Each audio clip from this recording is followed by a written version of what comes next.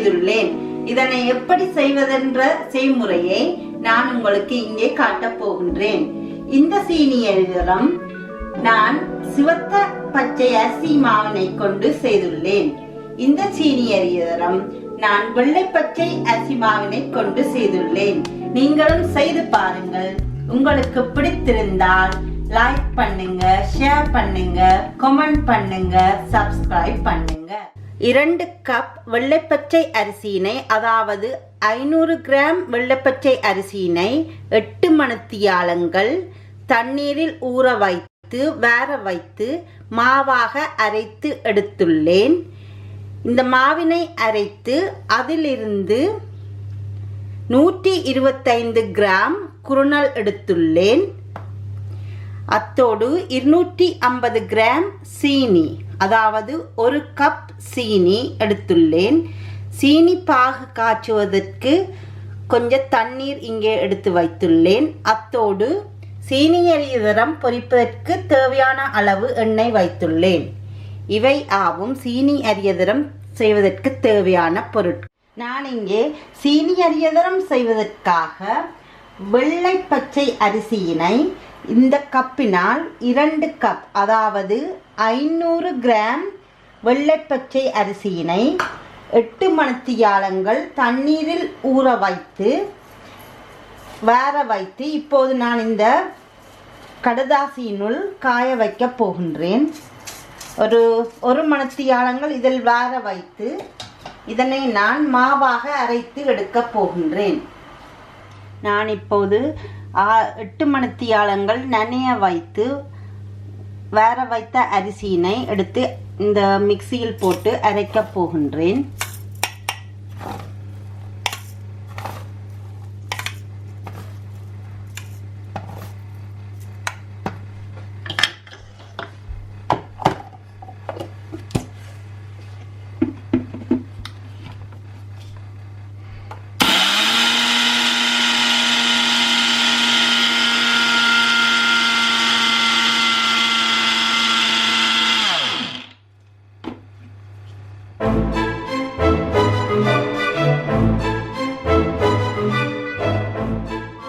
நான் இப்போது அரித்து குருணல் எடுக்க போகின்றேன்.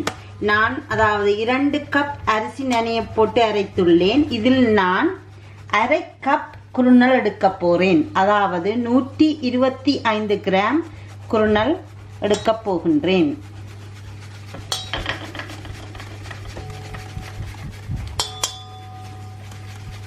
நான் இங்கே மாவினை அரைத்து எடுத்த குருணலினை, அரிசி குருணலினை இந்த மாவிற்குள் போடுகின்றேன்.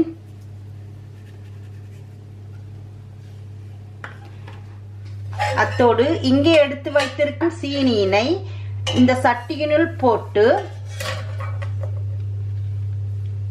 இந்த அளவினை கொண்டே அரைவாசி தண்ணீர் எடுத்து இந்த சட்டியில் ஊற்றி இதனை பாகு காய்ச்ச போகின்றேன். சீனி பாகு.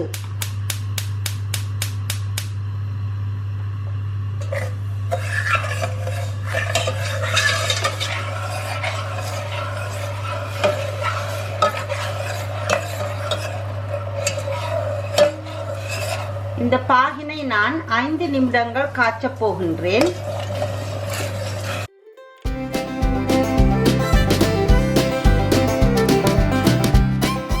இந்த தண்ணீரினுள் ஊற்றி பார்க்கின்றேன்.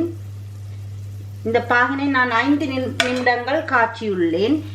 இந்த தண்ணீரில் ஊற்றி பார்க்கும்போது பாகு இப்படி திரண்டு வந்தால் இந்த பதம் சரியாகிவிட்டது என்று அர்த்தம். இந்த பதம் இப்போது சரியாகிவிட்டது. அடுப்பை ஆஃப் பண்ணி விட்டு நான் காய்ச்சிய பாகினை இங்கே எடுத்து வைத்திருக்கும் மாவினில் ஊற்றி கலக்கப் போகின்றேன்.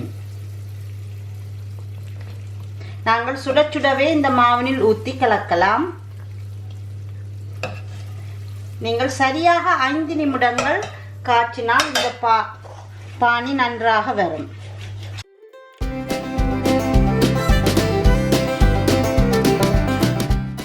நான் 2 கப் அரிசிக்கு 1 கப் சீனி தான் எடுத்துள்ளேன். அதாவது 500 கிராம் அரிசிக்கு 250 கிராம் சீனி தான் எடுத்துள்ளேன்.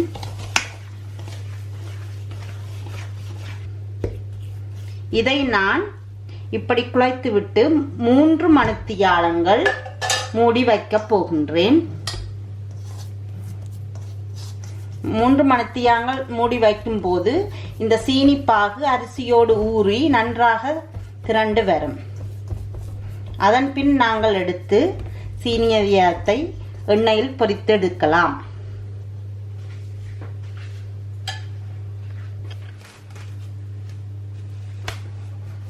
இதனை நான் இப்போது இந்த கிளிங் ஃபில்மினால் மூடி 3 மணித்தியாலங்கள் வைக்கப் போகின்றேன்.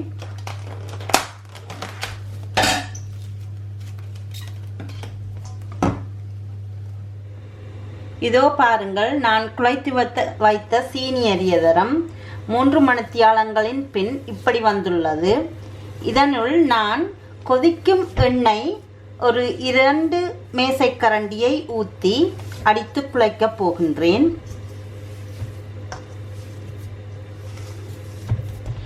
பாருங்கள், சீனியில் உருகி எப்படி நன்றாக வந்துள்ளது என்று.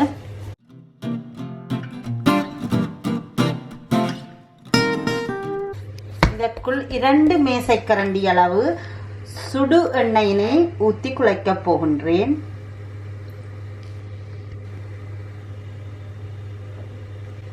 ஒரு மேசைக்கரண்டி,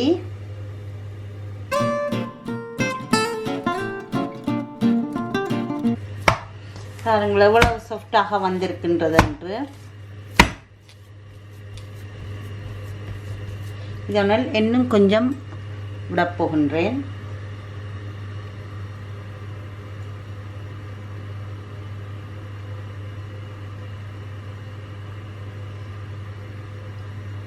இரண்டு மேசைக்கரண்டி போதுமான அளவு.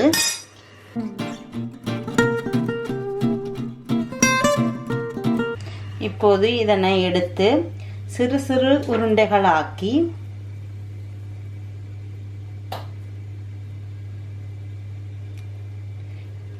இப்படி செய்து இந்த சைஸினுள் செய்து கொதித்திருக்கும் எண்ணெயினுள் போடப் போகின்றேன்.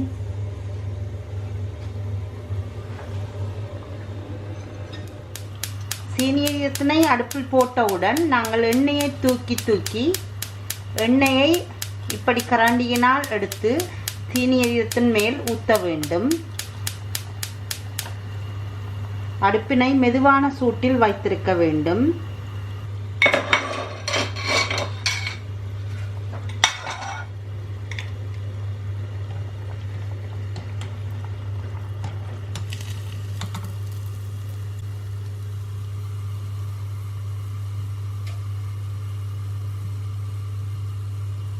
இதோ பாருங்கள், முதலாவதாக போட்ட சீனி அரியாரம். இதே போன்று எல்லாவற்றையும் நாங்கள் போட்டு எடுக்க போகின்றோம்.